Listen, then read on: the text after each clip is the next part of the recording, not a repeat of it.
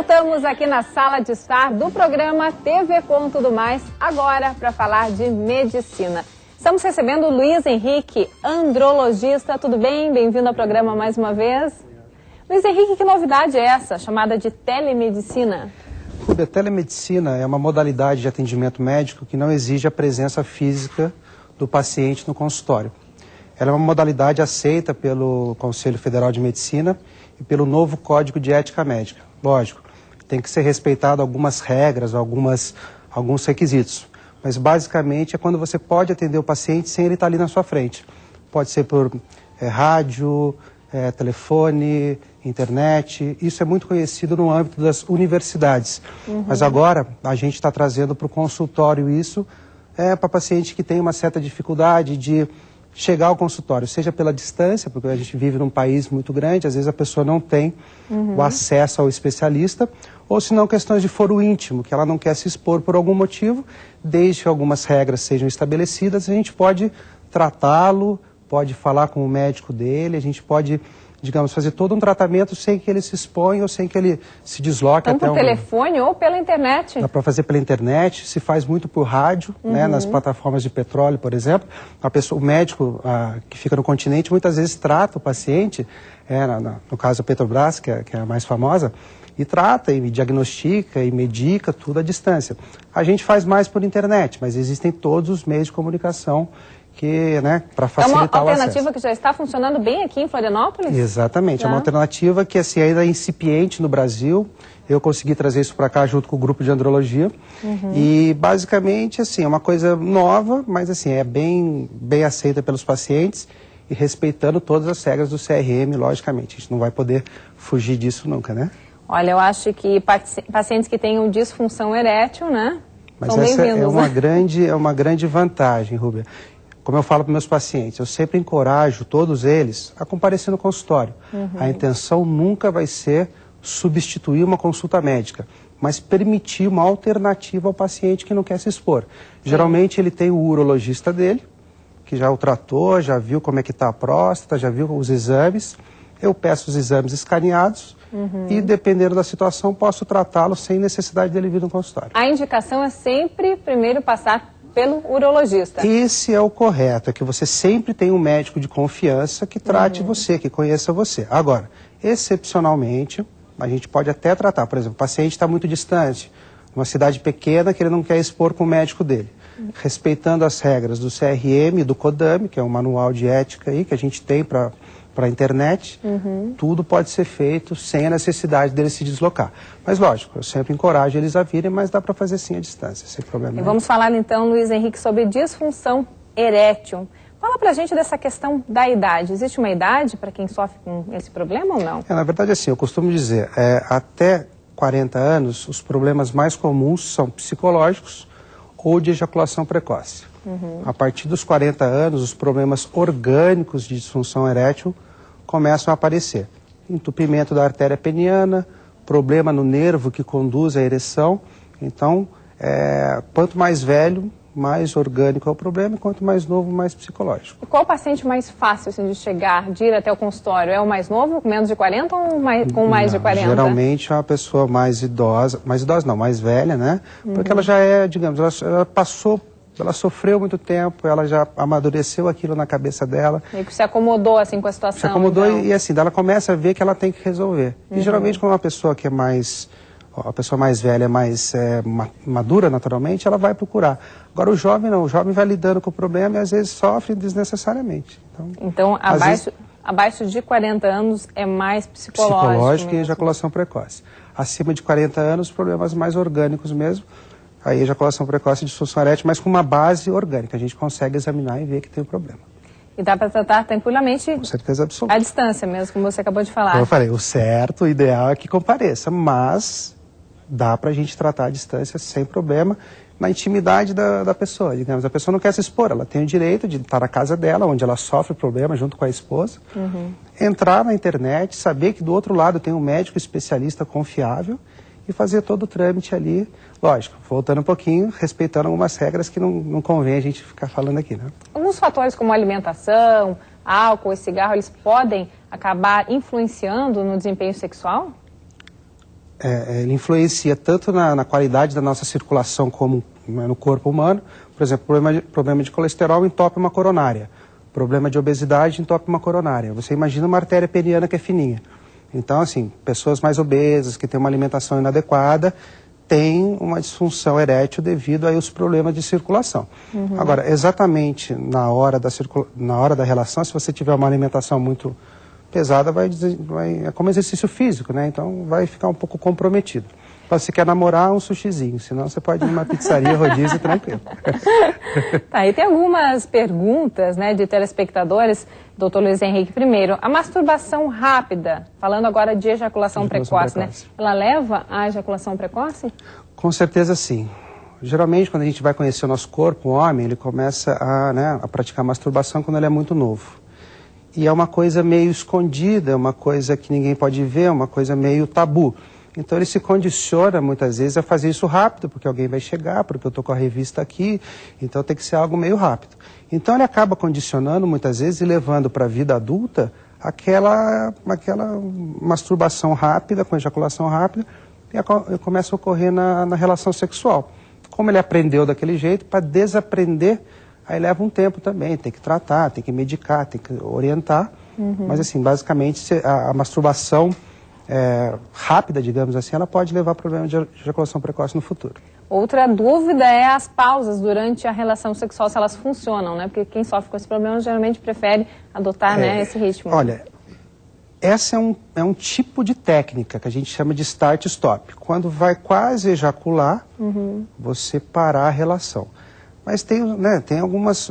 Essa é uma técnica, a gente pode evoluir depois para essa. Porque se ficar toda hora naquele para e recomeça, a parceira reclama e o clima esfria um pouquinho na hora que o homem para, né? Então, assim, essa é uma técnica inicial, dá pra gente usar, só que depois tem que ser evoluindo com outras, porque ficar também só nessa, daí a pessoa acaba depois não conseguindo controlar. Então, essa é uma das técnicas, funciona, mas com ressalvas, eu diria assim. Acho que esse problema de disfunção erétil, ele atrapalha bastante, né, a relação afetiva, né, de qualquer casal, né? Inclusive a autoestima, né? Quando eu falo, por exemplo, existe um dado da Sociedade Brasileira de Urologia que fala em 40% dos homens adultos têm problema de disfunção erétil ou ejaculação precoce. Mas a gente não está falando só do homem, né? Tem a parceira que está com ele, então assim, é um problema que afeta o casal. Então realmente a intimidade complica, a relação muitas vezes complica, às vezes a mulher leva para ela, porque acha que o problema é com ela, o homem não vai no médico. 90% dos homens que sofrem em silêncio em casa. Então, assim, acaba afetando todo o tratamento. Porque a mulher, quando sente uma dor, alguma coisa, ou algum problema de saúde, vai no ginecologista. Né? O homem fica sofrendo e a mulher, às vezes, sofre por tabela, né? Porque uma relação sexual fica complicada. Nesses casos, então, o ideal é que a mulher leve. Dá uma empurradinha, entra na internet, pode fazer um cadastro clínico, muitas vezes lá no site. Dependendo da situação, a gente já consegue até orientá-los à distância, sim. Então, você de casa continua mandando as suas perguntas aqui sobre sexualidade para o Dr. Luiz Henrique Pereira. Vai continuar com a gente. Daqui a pouco a gente volta para conversar com ele. Olha, já passou quase 1h30 de programa. Já chegamos ao último bloco aqui do seu TV Com Tudo Mais.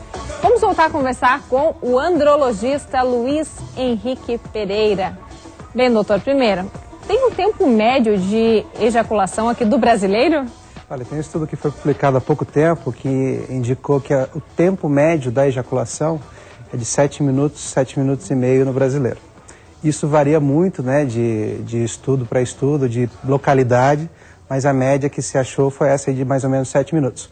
Lógico, isso varia muito, mas é um número que a gente tem na literatura, sim.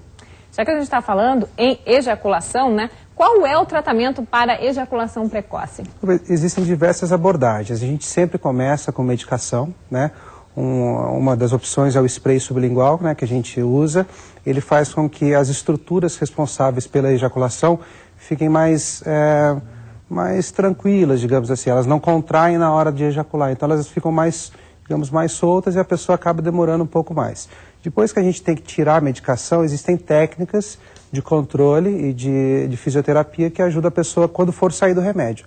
Porque o remédio ajuda no começo, mas depois a pessoa tem que ir aprendendo também sem medicação, naturalmente. Deixa eu ver os meninos aqui do Borog Banda. Sim. Sexo, sexualidade é um assunto que vocês discutem com com a parceira, com a namorada ou mulher? Eu sou um cara solteiro, né? Então eu não vou poder responder, não vou poder ajudar, mas tem os meninos aqui solteiro que são... hoje, né? Mas certamente já teve namorada. Com as minhas namoradas a gente sempre teve uma relação assim sobre esse assunto de sexo, a gente sempre foi bem aberto, assim, a gente se tivesse algum problema assim, a gente sempre conversava, sempre, né, ajeitando. Eu acho que os dois, né, estando felizes naquele momento, eu acho que é a satisfação do casal, né? Eu acho que não adianta também só eu estar, né? Essa feliz, vida contente, noturna, né? de vocês não preocupa um pouco em relação, ao relacionamento mesmo? Desculpa, eu não entendi. A vida noturna, o fato de vocês trabalharem à noite. Atrapalha um pouco, né, essa nossa vida, assim. Tanto que eu não consegui arrumar uma namorada ainda, né? Mas assim, tem o pessoal que é casado que não fala o contrário, né? Então, de repente, o problema é comigo, né? Mas assim... Quem é casado? Apresenta a banda pra gente, isso, por favor. O Marquinho Nega House, que é um dos caras que é casado. Aí tem o Neguinho também, Guilherme, que tem namorada. Eu acho que eu sou a única ovelha negra da família aqui. O Marinho também, que é um cara comprometido. Fala um pouquinho aí, não sei, vocês podem dar um exemplo aí. Exemplo de? Do relacionamento de vocês aí, se tá tudo bem, se tá tudo ok. Eu acho que tá tudo bem, né? Isso tudo faz parte da intimidade do casal, assim. Tem que ter essa ligação, né? Essa liberdade para conversar, exatamente. Quando as coisas não andam bem. É importante. E no teu caso? Tem que achar a mulher certa, compreensiva, que vai entender o nosso lado, porque não é fácil violar. Agora você vai me dizer que o problema de disfunção tá na mulher, né? Não. A rotina às vezes cansa, aí a mulher tem que falar, aí ó, tô compreendendo, cansou, viajou hoje, chegou do show, vai descansar, que amanhã tem trabalho pesado amanhã.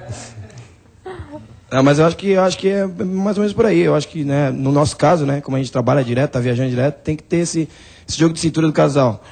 Mas na minha vida, no meu pessoal, eu não tive problema nenhum ainda, graças a Deus, né? Então acho que tá tudo certo, né, no meu caso.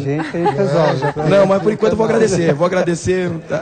Caso algum dia um amigo tem um precisa, spray muito eficiente, né, doutor? Tem um sprayzinho bom aí que tá... Agradeço aí. Todos os contatos. Suzana, você acha que as mulheres ou os homens têm mais dificuldade para falar desse assunto? Eu acho que os dois. Acho que os dois têm... A gente vê no consultório, só fazendo um parênteses, que a mulher, como ela vai no ginecologista, ela tem aquela intimidade, ela conversa mais com o médico sobre sexualidade. Pro homem, o homem tem mais dificuldade de falar isso, de assumir isso. Eu não sei estatística geral, mas assim, no consultório, quando a mulher, atendo homens e mulheres, a mulher ela é mais tranquila, ela conversa mais, ela já vem daquilo do ginecologista. O homem vem, parece que meio, né? Então, assim, pelo que eu observo, a mulher lida melhor com isso. O homem é muito, né, fala demais, gosta de colocar para os amigos, mas no consultório a gente vê que a história é um pouquinho mais delicada. E os tratamentos para disfunção erétil são os mesmos? Basicamente é o seguinte, existem medidas de estilo de vida, existem alguns sprays sublinguais, existem comprimidos, são os mais comuns. Também temos algumas injeções, usadas em último caso, e a prótese peniana, que é o último da última opção. Mas antes da prótese, antes da injeção e antes mesmo do comprimido, a gente tem resolvido muito com os sprays sublinguais, que não tem efeito colateral, e a gente observa que ao longo do tempo as coisas vão melhorando. O tratamento psicológico também é recomendado? Com certeza. A gente começa sempre com remédio, mas depois, para tirar do remédio, seja ejaculação precoce ou disfunção erétil, um acompanhamento com um psicólogo, algumas orientações, às vezes ajuda, sim, com certeza. Como a terceira idade tem lidado com esse tema, doutor Luiz Henrique? Eles te procuram, eles querem continuar, manter, né, uma relação sexual, uma vida sexual ativa? Como que é? Olha, com certeza sim. Geralmente na terceira idade a pessoa está mais tranquila financeiramente, já está aposentada, ela tem vontade sim, às vezes a gente não sabe, mas no consultório eu tenho pacientes de 80, 85 anos, então assim, existe o desejo sexual nessa idade, com certeza absoluta. O grande problema é que, às vezes, problemas orgânicos aparecem. Então, a gente tem que tratar o problema orgânico, mas, assim, a sexualidade no idoso, na terceira idade, ela é bem ativa, digamos assim. Dizem que as mulheres têm menos disposição, menos vontade mesmo de manter relação sexual com seu marido na terceira idade, menos que os homens, né? Acontece porque o declínio hormonal na mulher, ela é muito abrupto, né? Então, assim, às vezes a mulher tem um nível de hormônio, inclusive a testosterona na mulher cai muito também, então ela acaba perdendo o desejo. O homem, como é mais gradual, ele também perde os hormônios, mas é uma coisa mais gradual. Então, às vezes esse descompasso faz com que a mulher não procure o homem e aí o homem tenta investir e não consegue. Tratando os dois, o desejo volta, a libido volta e a sexualidade melhora. Por isso que eu falei, a cabeça da pessoa mais velha é uma cabeça mais tranquila, mais madura. Mas os problemas são orgânicos, daí tem que ser tratados. Você tem um site, né, para as pessoas entrarem em contato com o você? grupo de andrologia.com.br. Pode entrar em contato, tirar dúvida. Lá existe também algumas avaliações clínicas, que a gente pode até fazer uma pré-análise do quadro, e dependendo a gente consegue até fazer um tratamento um pouco mais complexo junto com o médico da pessoa. Obrigada, doutor Luiz Obrigado Henrique. Olá, amigo internauta. Hoje eu gostaria de falar sobre o seguinte tema, a ejaculação precoce. Ejaculação precoce, por definição, é aquela ejaculação que ocorre antes que o indivíduo a deseje. Mas em todos os casos, existe um sofrimento dele, da parceira ou do casal. A ejaculação precoce pode ser dividida em dois tipos.